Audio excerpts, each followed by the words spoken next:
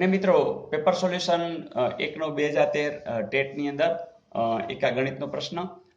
તમને ઘાતાંકના નિયમો હવે ખબર જ છે કે જ્યારે આધાર સરખા હોય અને ક્રિયા શેની છે? ભાગાકારની. એટલે ઘાતની શું થાય? બાદબાકી.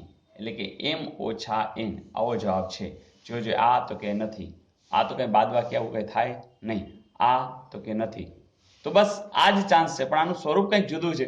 તો એક આ પણ નિયમ છે શું કે જો એની ઓછા બી ઘાત છે તો જો તમારે વત્તા કરવી હોય તો તમારે 1/છેદમાં લેવી પડે, બરાબર?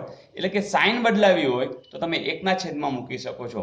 જેમ કે અમારે આની પણ સાઇન બદલાવી છે તો હું 1/છેદમાં મૂકી અને એની સાઇન બદલાવી નાખું. જોજો હવે આ સાઇન બદલાવી એટલે શું? તરત જ કહેશો કે આ ઓછા એમ થઈ જશે અને વત્તા થઈ જશે, એટલે એની ઓછા એમ વત્તા એન. એટલે કે તમે આને આમ લખી શકો, એન ને પહેલા મસ્તા લખીએ છીએ તો એન ઓછા એમ. જોજો આ ઈ જ છે કે નહીં? તો આટલું સિમ્પલ હોય છે. બસ ઘાતાંકના જે બંને નિયમો છે એનો અહીં ઉપયોગ છે. ને એક આ સાવ સિમ્પલ કે 10, 20 અને 25 નો લસા અને ગુસા બંને કેટલો થાય? તો સૌથી પહેલા આપણે ગુસા અ શોધી લઈએ. તમને ખ્યાલ છે કે ગુસા અ શોધવો એટલે શું? તો બંનેમાં એટલે 3 છે તો ત્રણેયમાં જે ચાલતું હોય એવો આપણે ભાગ લેવાનો છે. જેમ કે 2 છે એ બધામાં નહીં ચાલે, જો અહીંયા ચાલે છે અહીંયા નથી ચાલતો.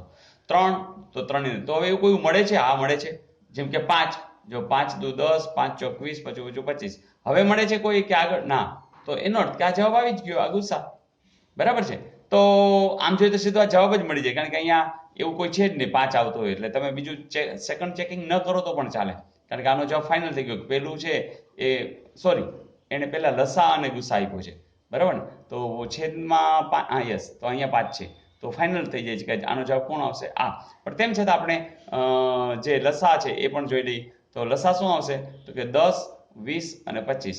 તો જુઓ જોઈએ 2 જે ચાલતું હોય ત્યાં જવા દેવાનું, પછી અટકે ત્યારે કહેવાનું. જેમ કે હજી 2 ચાલે છે કે હા ચાલે છે કોઈ એક જગ્યાએ, જેમ કે અહીંયા ચાલે છે. ઓકે, તો હવે 2 ક્યાંય નથી ચાલતું જો, તો 3 નું વિચારવાનું. અવિભાજ્ય સંખ્યાઓ ક્રમમાં લેતું જવાનું. 2 પછી 3, 3 તો જોવું જોઈએ ક્યાંય નથી ચાલતું. તો 5 ચાલે છે, જો 5 એકુ 5, 5 એકુ 5, 25 25, હજી 5 ચાલે છે, 1 1 1, બસ પતી ગયું. હવે આનો ગુણાકાર 2 દુ 4, 4 50, 20, 20 50, 100. તો એનો અર્થ કે લસા અ કેટલો આવ્યો? 100. તો 100 અને 5 એવો જવાબ આવે, જે આપણે ઓલરેડી ખબર જ છે કે 100 અને 5 આ જવાબ છે. ઓકે,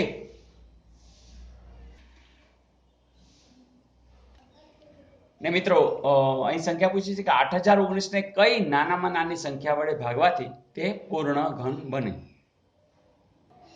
મિત્રો આવા સમની અંદર તમને ખબર છે કે તમે અવયવો લ્યો છો અને સાવ સિમ્પલ જોજો. 8 ને 1 9, 9 ને 9 18.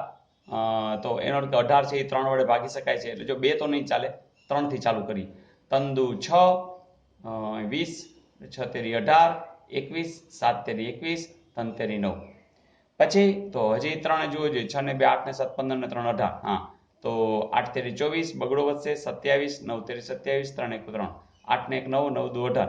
તો એના અંકોનો જે સરવાળો કરવાથી પણ 3 ના પાડામાં આવતું હશે તો એ 3 વડે નિશેષ ભાગી શકાય છે. એટલે હજી આપણે આગળ ગાડી જવા દઈ. 3 દુ 6, અહીંયા બગડો 29, 9 તેરી 27, બગડો એકડો 21, 7 તેરી 21. ચાલો 7 ને 2 9, 9 દુ 18, હજી પણ ગાડી ચાલે છે. તો 9 તેરી 27, 9 તેરી 27. આ તો તમને ખબર છે 3 વડે છે જ, અને હજી પણ છે. તો શું વધ્યું? 11. તો અહીં સુધી તમે જ્યારે પહોંચ્યા કે હવે તમારી સામે 11 સુધી છે, તો હવે તમને ખ્યાલ છે કે આપણે પૂર્ણ ઘન બનાવશું એટલે તન-તનની જોડી રહેવી જોઈએ. તો આ 3ની જોડી છે, આ 3ની જોડી છે. હવે ભાગાકાર કરવાનો છે ને, તો જોજો ભાગાકારમાં જો તમે ભાગ્યા 11 કરી નાખો તો આ 11 ને આ 11 ઉડી જાય, તો કામ પતી જાય, કારણ કે તન-તનની જોડી વાળું તો મળી જ જશે. તો પૂર્ણ ઘન બનાવવાનું હોય ત્યારે આપણે 3-3ની જોડી બનાવવાની છે, યાદ રાખવાનું. પૂર્ણ વર્ગ બનાવવાનું હોય ત્યારે 2-2ની જોડી છે એ વિચારવાની છે. તો અહીંયા ભાગાકારમાં જો તમે 11 વડે ભાગો તો સ્વાભાવિક છે કે 8019 ને તમે 3ની ઘન ગુણ્યા 3ની ગુણ ગુણ્યા 11 આમ લખી શકો, બરાબર? અને છેદમાં જો તમે 11 મૂકી દો તો આ ઉડી જાય, અને જે બાકી વધે એ પૂર્ણ ઘન મળવાનું જ છે.